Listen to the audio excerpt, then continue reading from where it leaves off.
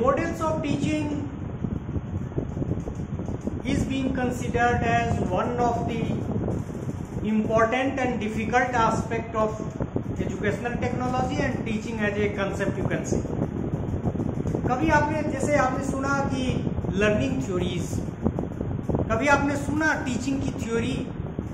जो काम learning theory से करते हैं उसी तरह हम लोग टीचिंग के लिए मॉडल्स का इस्तेमाल करते हैं. मतलब कि यदि इस तरह के कंटेंट को हमको पढ़ाना है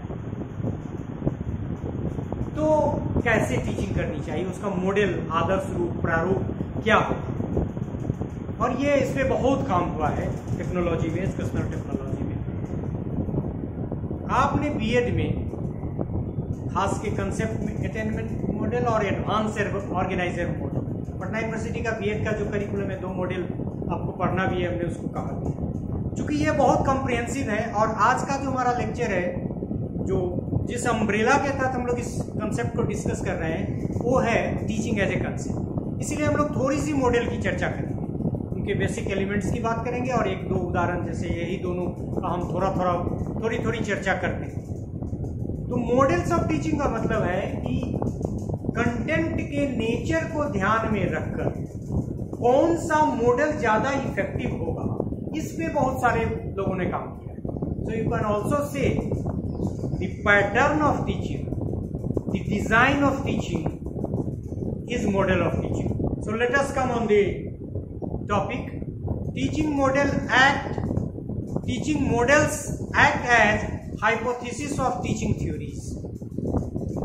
ठीक है.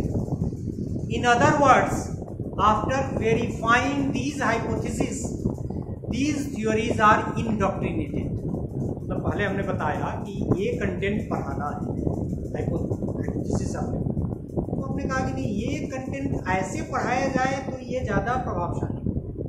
I am talking in terms of A layman. So the model is a way to talk and think about the instruction in which certain facts may be organized, classified and interpreted. This is the definition given by Hyman. Bruce and Joyce की किताब हम लोगों ने BEd में भी पढ़ी और आगे भी अभी देखते रहते हैं. वो बहुत इंपॉर्टेंट किताब है मॉडल्स ऑफ टीचिंग पे. So, how Hyman is defining models of teaching? The model is a way to talk and think about instruction in which certain facts may be organized, classified, and interpreted. A model, Joyce and Weed का definition है ये. Joyce and Weed, W-E-I-D. ये define करते हैं model को. A model of teaching is a plan, जो हमने शुरू में कहा, और a pattern that can be used to shape curriculum, long term courses of study, to design instructional material and to guide instruction in the classroom and other setting. Joyce and बिल्ड. और यदि हम एक लेमैन की तरह कहें तो कह सकते हैं कि शिक्षण का पाठ. अब गणित का ये पार्ट हमको पढ़ाना है, कुछ एग्जाम्पल हम आगे भी देंगे. गणित का ये पार्ट हमको पढ़ाना है तो कौन से मॉडल एडॉप्ट करना है, या शुरू के दिनों में जो हाइपोथेसिस बना के जिन लोगों ने मॉडल को डेवलप किया, वो लोग, उन लोगों ने कहा कि नहीं, इस कंटेंट को ऐसे भी पढ़ाया जा सकता है, ऐसे भी पढ़ाया जा सकता है, तो कौन सा ज्यादा, और तब फिर कंक्लूड कर दिया कि नहीं, this is the most effective model. तो एक तो हम लोगों ने मॉडल को एज ए प्रारूप के रूप में समझा, डिजाइन के रूप में समझा, या फिर कुछ परिभाषा. सबसे महत्वपूर्ण जो जिससे आपको ज्यादा क्वेश्चन भी आ सकते हैं कि किसी भी मॉडल के 4 एलिमेंट्स होते हैं. ये भी क्वेश्चन हो सकता है कि how many elements are there in a teaching model. So elements of teaching model में कितने एलिमेंट्स होते हैं? 4. कौन कौन से होते हैं? Focus, syntax, social system, and the last one is support system. मतलब ये बताता है कि यदि आपको कोई भी मॉडल डेवलप करना है तो उसमें ये 4 चीजों का होना जरूरी है। So how many elements of models of teaching are there? There are 4 elements of a teaching model. What are those? Focus, social system, focus, syntax, social system and support system. इसका मतलब भी हम समझेंगे।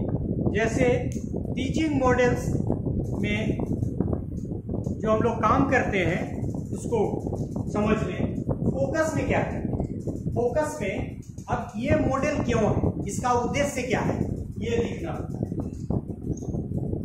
ये फोकस मतलब उद्देश्य, मतलब इस मॉडल का उद्देश्य क्या क्या है। दूसरा सिंटैक्स का मतलब है कि आप प्लानिंग कर रहे हैं कि हमारा सेटअप कैसे होगा, हम टीचिंग को कैसे फैसिलिटेट करेंगे, पहले क्या पढ़ाएंगे, फिर मतलब you are talking in terms of organisation, how it will be organised.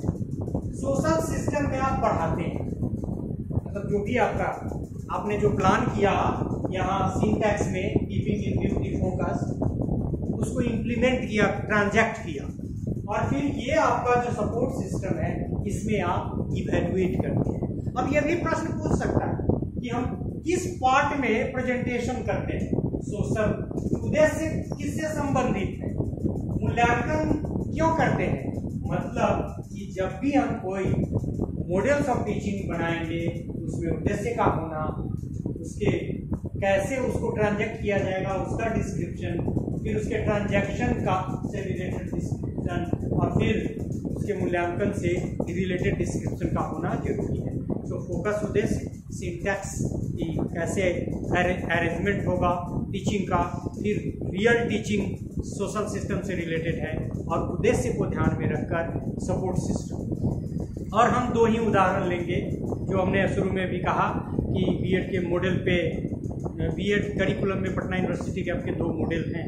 So 2 model है आपके कंसेप्ट अटेनमेंट मॉडल, जैसा कि नाम से ही विदित है, ये जेएस ब्रूनर का, ये भी क्वेश्चन पूछ सकता है आपका। कंसेप्ट पूरा नहीं लिखेंगे, कंसेप्ट अटेनमेंट मॉडल, ये मॉडल किसका है, ब्रूनर का, ब्रूनर, जेएस ब्रूनर।